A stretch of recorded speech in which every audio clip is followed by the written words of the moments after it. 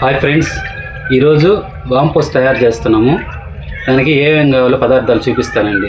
పక్కా కొలతతో చూసేద్దాం రండి. నేనైతే 1 కేజీ శనగపిండితో వాంపోస్ చేస్తానండి. దానికి ఏమేమి కావాలో చూపిస్తానండి. మొదట ఆడిచిన శనగపిండిని కాటా పెట్టేసుకుందాం.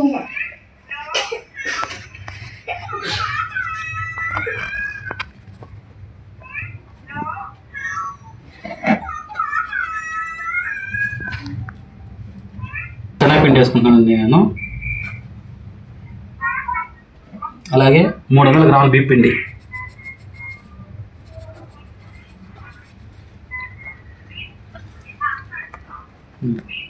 $1200.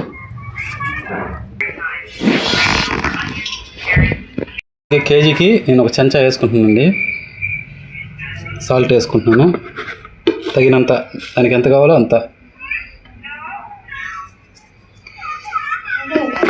వేస్తానండి. బుష్ కంపెనీ తగినంత, దానికి ఎంత కావాలో లైట్గా వేసుకుంటాను నేను.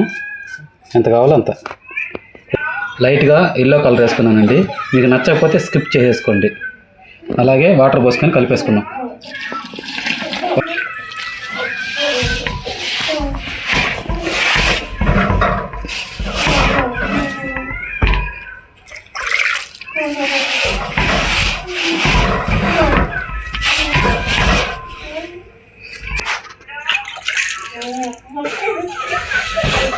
కొంచెం వాటర్ చల్లుకుంటా ఇలా కలిపేసుకుంటుంది.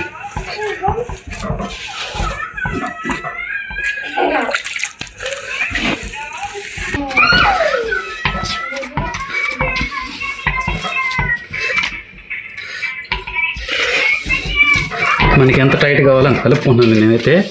ఇది మరీ టైట్ ఉండకూడదు, అట్లాగని లూజ్ ఉండకూడదు. మీడియంగా హోల్స్ని బట్టి, ఆ వాంపోస్ చిల్లుని బట్టి పిండి కలుపుకోవాలండి. ఇలాగ కొంచెం వాటర్ చల్లుకున్నానండి. చల్లుకొని ఇలాగా పిండిని మాలిష్ చేసుకోవాలి. పిండి ఎంత మాలిష్ చేసుకుంటే ఐటెం అంత ఫినిషింగ్ వస్తుందండి.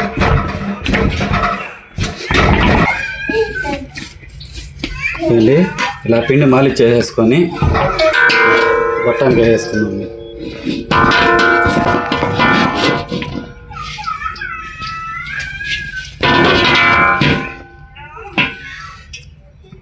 బట్టంకి వేసుకుని ఇలాగా అదిం పెట్టేసుకోవాలి. తర్వాత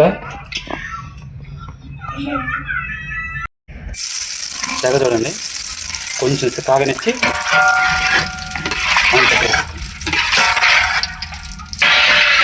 ఇలాగా గెంటితో ఆయిల్ తిప్పేసుకున్నామండి.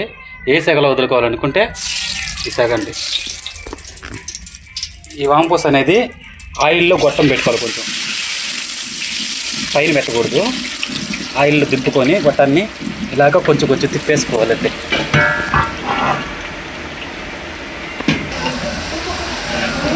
తిప్పిన వాంపోస్ని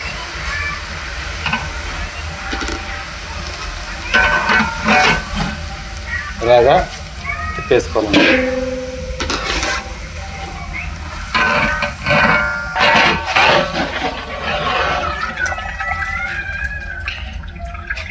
ఇలాగే ప్రతిదీ కూడా కొట్టంతో తిప్పేసుకుందాం కొంచెంగా.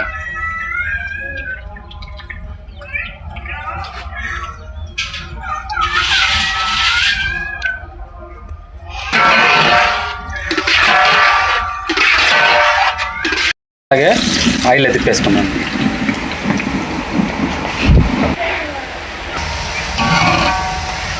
తిప్పిన తర్వాత ఇలాగా నైస్గా కలిపెట్టుకోవాలండి. ఎందుకంటే ఒకే సైడ్ ఉంటే కాదు, చుట్టుపక్కల తిప్పుకుంటా ఉంటే వాంపోస్ చుట్టుపక్కల మొత్తం కాలుతుంది.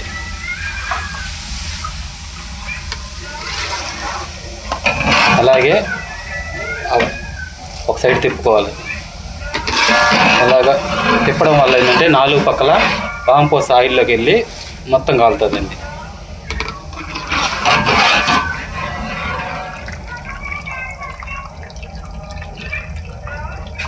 ఇలాగే అన్ని వాయిలు తిప్పేసుకుందాం.